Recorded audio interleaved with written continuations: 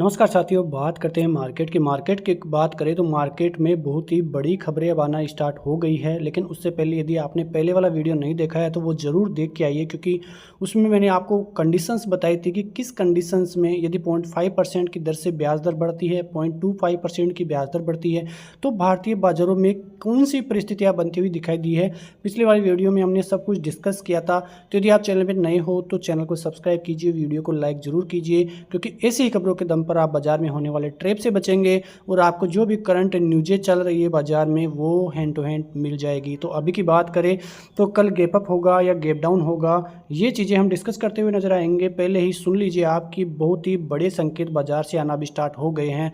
सबसे पहले ये एक बड़ा संकेत देखिए कि कल के 62% के मुकाबले फेड के जो 50 बीपीएस रेट दर होने की संभावना अब 64% हो गई है। और अभी तक तो देखें तो 69% अभी के समय प्रेजेंट में ये आंकड़ा जाता हुआ दिखाई दिया। इसका मतलब जो 69% लोग हैं वो चाह रहे हैं कि जो ब्याज दरें हैं वो फेड 50 बीपीएस की दर से यानी कि 0.5% की दर से कम करे तो अच्छा खासा फ़ायदा जो है बाज़ार में हो सकता है। लेकिन लग नहीं रहा है कि बाज़ार ऐसा कर सकता है, क्योंकि एक और संभावना बाजार में अभी बन रही है और वो बन रही है 40 बीपीएस की दर से, यानी कि फेड न तो 25 न 50 40 बेसिस पॉइंट की दर से भी रेट दर कम कर सकता है, क्योंकि फेड चाह रहा है कि जो कंडीशंस है बाजार की वो सही हो। कंडीशंस की बात करें तो यदि बाजार 0.5 की बेसिस पॉइंट की दर से ब्याज दर कम करता है तो बाजार इसको नेगेटिव भी ले सकता है, क्योंकि बाजार में जिस प्रकार से अमेरिकी बाजारों में मंदी की खबरें चल रही है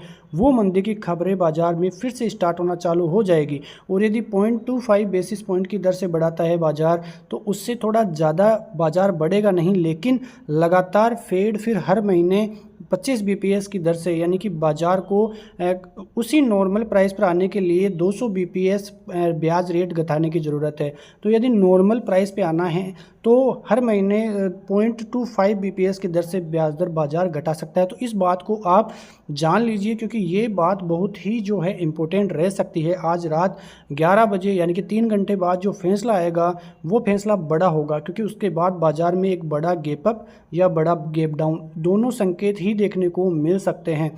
11:30 बजे तो ब्याज दर कम या ज़्यादा देखने को मिलेगी, लेकिन जो कमेंट्री रहेगी वो 12 बजे आएगी और वो बाजार के लिए काफ़ी इम्पोर्टेंट रह सकती है। उससे बाजार पूरा का पूरा पलट भी सकता है, इस बात को हम जुठला नहीं सकते हैं। देखिए यहाँ पे आप देखोगे तो मैंने आपको पहले बताया था कि 11:30 और 12 बजे किस प्रकार के संकेत आएंगे, लेकिन फिलहाल भारतीय बाजारों की बात कर लेते हैं, क्योंकि जो ग्लोबली संकेत है वो किस प्रकार से बनेंगे वो अलग चीज़ है।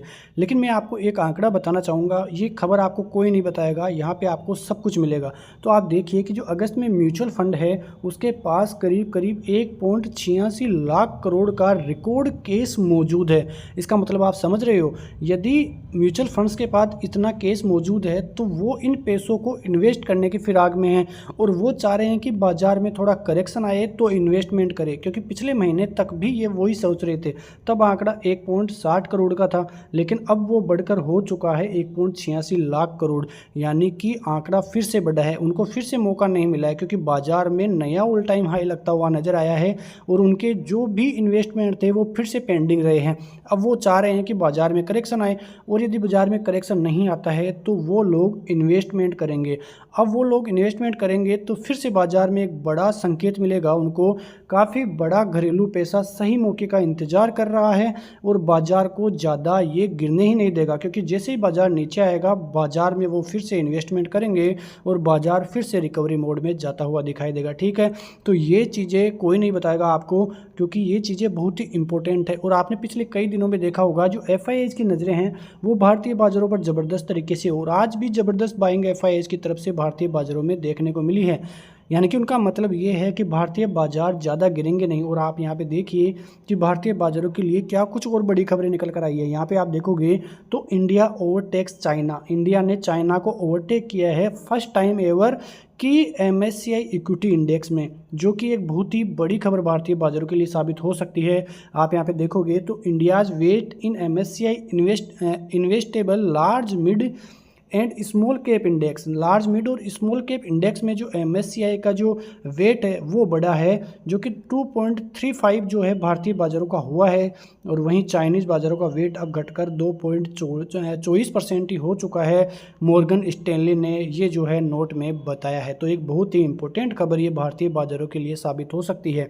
इसका मतलब आप समझ रहे हो कि भारतीय बाज़ारों की धाक किस प्रकार से वर्ल्ड में जमी है। आप यहाँ पे देखोगे तो भारत के मार्च 2026 तक विश्व की तीसरी सबसे बड़ी अर्थव्यवस्था बनने के अब संकेत आने लगे हैं। इसके पीछे का रीज़न मैं आपको बताऊं तो भारतीय बाजार 8% की दर से ग्रोथ कर रहे हैं। वहीं जो जापानीज बाजार है वो अब स्टेबल हो चुके हैं, और यदि इसी प्रकार से 2025 तक भारतीय बाजारों की ग्रोथ रही तो 2026 में तीसरी बड़ी इकोनॉमी बनता हुआ भारतीय बाजार नजर आएगा। तो मैं आपको लॉन्ग टर्म प्रोस्पेक्टिव के हिसाब से ये चीज़ें बता रहा हूँ आज, जो कि फ्यूचर में काफ़ी इंपॉर्टेंट रहेगी। अब नज़रें जापान के बाज़ारों पर भी रहेगी, क्योंकि जापान के बाज़ार लगातार 2 बार जो है रेटें बढ़ा चुके हैं, और बढ़ाने की वजह से ही चिंता पिछले कई दिनों से बढ़ी थी, और अब जो है उनके ऊपर फिर से नज़रें आना चालू हो गई है। वहाँ पे आप देखोगे तो मार्केट जो है अब किस प्रकार से रिएक्ट कर सकता है कल, उस पर आप नज़र डालें तो कल बाज़ार में 25,500 का लेवल काफ़ी इंपॉर्टेंट रहेगा। यानी कि गैप अप हुआ तो 25,500 के ऊपर ही गैप अप भारतीय बाज़ार हो सकता है यदि न्यूज़ सही आई तो। वहीं नीचे की तरफ आप लेवल देखोगे तो 25,200 से 25,100 के बाद बाजार में सेलिंग का आंकड़ा आपको देखने को मिलेगा, और ऊपर की तरफ 25,500 का लेवल काफ़ी इंपॉर्टेंट रेजिस्टेंस जोन है। यदि ये पार होकर सस्टेन होगा 15 मिनट की कैंडल पे तो आपको फिर 26,000 के लेवल्स ऊपर की तरफ देखने को मिलेंगे। इन बातों को आप गार्ड बांध लीजिए, क्योंकि ये काफ़ी इंपॉर्टेंट खबर आपके लिए रहने वाली है। आप यहाँ पे FIH का आंकड़ा जैसा कि मैंने बताया 1153 करोड़ की बाइंग आज फिर से उन्होंने की है। DIH की तरफ से 152 करोड़ का आंकड़ा आया है। बस बाजार में IT सेक्टर का गिरना आज बाजार के लिए काफ़ी नेगेटिव रहा है। आपने देखा कि बैंक निफ्टी और IT सेक्टर, बस इन दोनों के युद्ध इन दोनों के बीच ही आज देखने को मिल रहा था। बैंक निफ्टी यानी कि HDFC बैंक और HDFC, जिसका कि निफ्टी में भी हिस्सेदारी है, यदि आज बैंक निफ्टी नहीं चलता तो निफ्टी में 2 से 3% तक की गिरावट आज देखने को मिल सकती थी। तो बैंक निफ्टी ज़बरदस्त तरीके से भारतीय बाजारों को सहारा दे रहा है। आने वाले दिनों में भी 53,000 क्रॉस करके बैंक निफ्टी में नया ऑल टाइम हाई बनेगा। इस टाइम पे आप मेरे से पूछेंगे तो निफ्टी और बैंक निफ्टी में यदि मैं चुनूंगा तो मैं बैंक निफ्टी को चुनूंगा, क्योंकि बैंक निफ्टी का ट्रेंड अब ज़बरदस्त पॉजिटिव हो चुका है। 3 महीने लोअर ट्रेंड में रहने के बाद अब बैंक निफ्टी में उछाल आया है। ऑल टाइम हाई से मात्र 1% से भी कम की दूरी है। तो ये आंकड़ा अब बैंक निफ्टी के लिए ज़्यादा दूर नहीं है, और ये FIIs जो कि बता रहे हैं कि भारतीय बाज़ारों में कितनी ग्रोथ स्टोरी अभी बाकी है। आप यहाँ पे देखो तो सितंबर में 17,000 करोड़ की बाइंग यानी कि DII से भी ज़्यादा बाइंग यहाँ पे देखने को मिली है।